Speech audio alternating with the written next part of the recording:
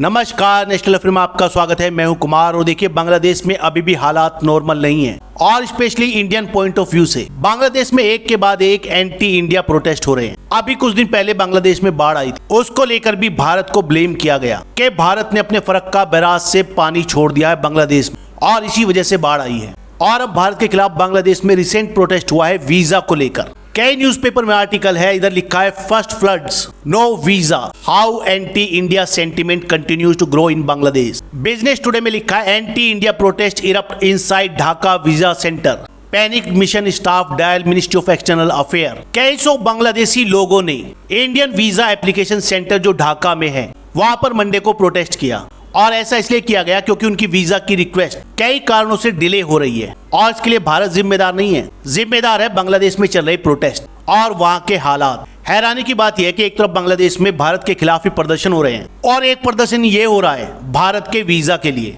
इसको लेकर एक वीडियो भी काफी वायरल हो रहा है सोशल मीडिया पर। यह वीडियो ढाका में जमुना फ्यूचर पार्क के पास भारतीय वीजा सेंटर का। इस वीडियो को देखिए, यहाँ पर भारतीय वीजा पाने वालों की कितनी लंबी लाइन है। ऐसा कहा गया है कि ये लाइन 1 किलोमीटर से भी ज्यादा लंबी थी। ये सब लोग आए थे अपने डॉक्यूमेंट्स लेने के लिए और ये देखने के लिए कि क्या हमें भारतीय वीजा मिला है या नहीं।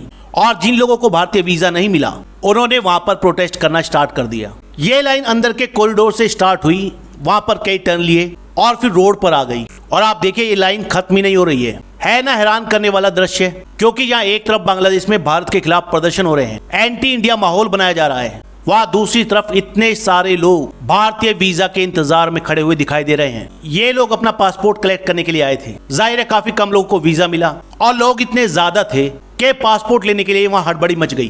कुछ नाराज लोग वहाँ पर प्रोटेस्ट करने लगे। ये देखिए ये प्रोटेस्ट का वीडियो है। इस वीडियो में वही लोग प्रोटेस्ट कर रहे हैं इंडियन हाई कमीशन में जहाँ से वीजा इशू किए जा रहे थे। और हैरानी की बात यह है कि ये लोग एक स्लोगन भी बार बार बोल रहे थे और स्लोगन था Indian collaborator be where 1.1 demand we want a visa.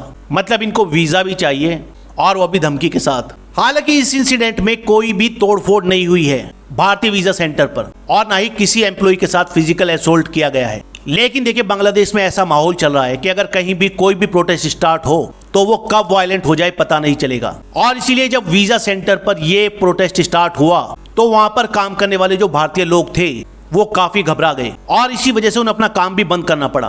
Police को इन्फॉर्म किया गया और इवन आर्मी को बुलाया गया। आप इस वीडियो में देखिए बांग्लादेश आर्मी के लोग प्रोटेस्टर्स को शांत करने की कोशिश कर रहे हैं। एक्चुअली ये जो अफरा तफरी मची है इसके कई कारण हैं। जब बांग्लादेश में स्टूडेंट प्रोटेस्ट स्टार्ट हुए थे तो हालात इतने ज्यादा खराब थे कि भारत सरकार ने अपने सभी वीजा सेंटर्स वहां पर बंद कर दिए थे। भारतीय वीजा सेंटर्स में काम करने वाले जो लोग थे उनमें से भी काफी लोगों को भारत वापस बुला लिया गया था, उनको इवैक्यूएट किया गया और भारत वापस लाया गया। बांग्लादेश में आप कई जगह से भारतीय वीजा के लिए अप्लाई कर सकते हैं। उनमें एक है हाई कमीशन इन ढाका और चटगांव, राजशाही, खुलना और सिलहट में कॉन्सुलेट। जब बांग्लादेश में हालात थोड़े नॉर्मल हुए तो ढाका का जो इंडियन वीजा सेंटर है जो इंडियन हाई कमीशन के पास ही है उसने लिमिटेड ऑपरेशन स्टार्ट किया है। यहाँ पर याद रखना लिमिटेड ऑपरेशन। ये वीजा सेंटर फुल स्केल में ऑपरेट नहीं कर रहा है क्योंकि उसका काफी स्टाफ तो भारत आ गया है और जो वहाँ पर काम करने वाले लोकल लोग हैं उन सब लोगों ने भी अभी तक ज्वाइन नहीं किया है। इसीलिए सभी लोगों की भीड़ इसी सेंटर पर इकट्ठा हो गई और जिन लोगों को वीजा नहीं मिला वो नाराज हो गए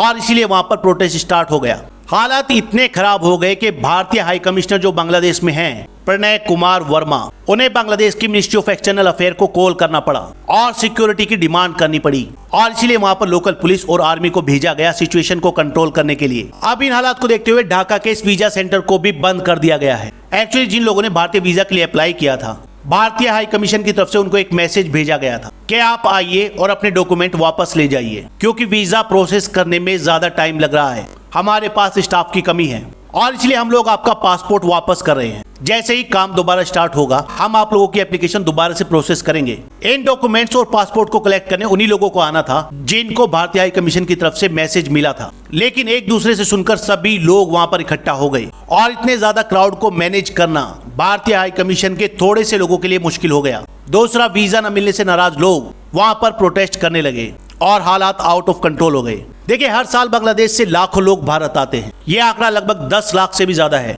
हालांकि बांग्लादेश से जो लोग भारत आते हैं उनमें सबसे ज्यादा संख्या उन लोगों की है जो आते हैं मेडिकल टूरिज्म के लिए, यानी भारत में इलाज कराने। बांग्लादेश का हेल्थ इंफ्रास्ट्रक्चर इतना अच्छा नहीं है और इसीलिए बांग्लादेश के काफी लोग भारत आते हैं ट्रीटमेंट के लिए, क्योंकि भारत में उपचार भी अच्छा है और उनके पैसे भी कम लगते हैं। As compared to other countries, Bangladesh से भारत आने वाले लोगों में लगभग 85% मेडिकल टूरिज्म के लिए आते हैं और बाकी लोग आते हैं टूरिज्म के लिए या फिर शॉपिंग करने के लिए। और इसलिए भी ये लोग थोड़े ज्यादा हताश थे क्योंकि इनमें ज्यादा संख्या उन्हीं लोगों की थी जो बीमार हैं और भारत अपना इलाज कराने आना चाहते हैं। लेकिन उनको समझना चाहिए कि हालात फिलहाल अच्छे नहीं हैं और ऐसे हालात में चीजें डिले होती हैं। जब हालात नॉर्मल होंगे तो बाकी सब चीजें भी नॉर्मल हो जाएंगी। लेकिन इन सब चीजों से ऐसा लगता है कि जैसे बांग्लादेश में एंटी इंडिया माहौल चल रहा है, बस छोटी सी बात हो और भारत के खिलाफ प्रोटेस्ट करो। आप लोग इस पर क्या राय है कमेंट जरूर करिएगा। फिलहाल इस वीडियो में इतना ही, नेक्स्ट वीडियो में जल्द मिलेंगे। धन्यवाद।